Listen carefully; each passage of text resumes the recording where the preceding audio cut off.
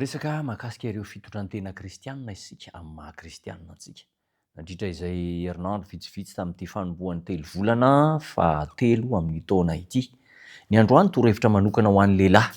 Ny raim-pianakaviana ny marimarina koa voasoratra ao amin'ny Petera faharoa toko fahatelo andininy fahafito.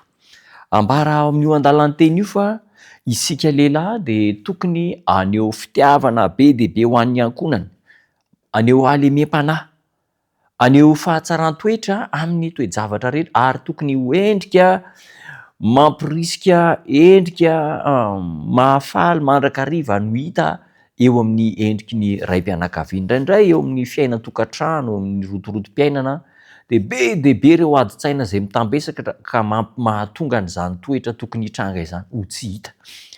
Rehefa miantehitra amin'ny tenin'Andriamanitra isika, indrindra mijery an'ilay Jesosy Kristy izay ohatra ho an'ny lehilahy rehetra, dia afaka ny anana an'izany toetra izany.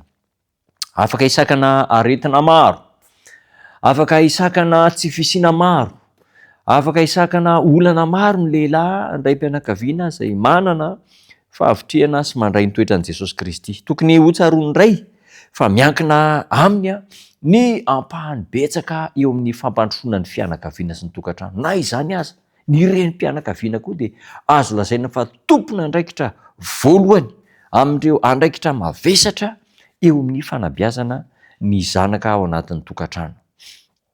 Hoy ny tenin'Andriamanitra ao amin'ny Petera voalohany toko fahatelo andininy fahafito.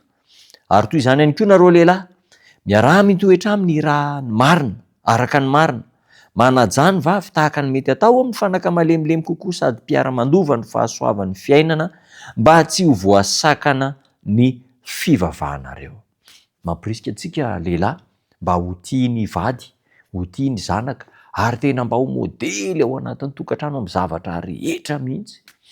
Indraindray ny toe-javatra mitranga, ny lehilahy moa izany dia tsy dia tena hoe mivakivaky loha amin'ny zavatra madinika ao anatin'ny tokantrano, ny zavatra lehibe sy goavana ihany tena mety hoe mahasarika ny sainy.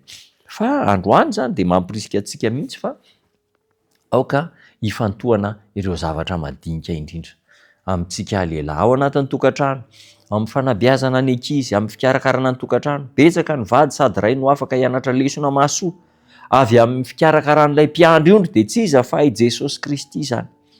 Ary raha mianatra an' Jesosy Kristy isika dia ho tafintsika ny toetrany eo amin'ny lalana manahirana eo amin'ny fiainana avokoa no izorantsika ankehitriny. Koa noho izany, aoka isika vady sady iray androso amin'ny toetra mendrika araka an'Andriamanitra eo anivon'ny hafanampo sy izao firotorotoana eto anivon'izao tontolo izao. Aoka isika hianatra ny toetran'i Kristy.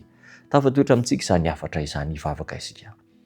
Tombon-tsara misaotra anao izay fa tia anay ianao. Ampirisio omeo hery ny raim-pianakaviana ho mahatoky hanana ny toetra anao Jesosy amin'ny anaranao irery ihany. Amen.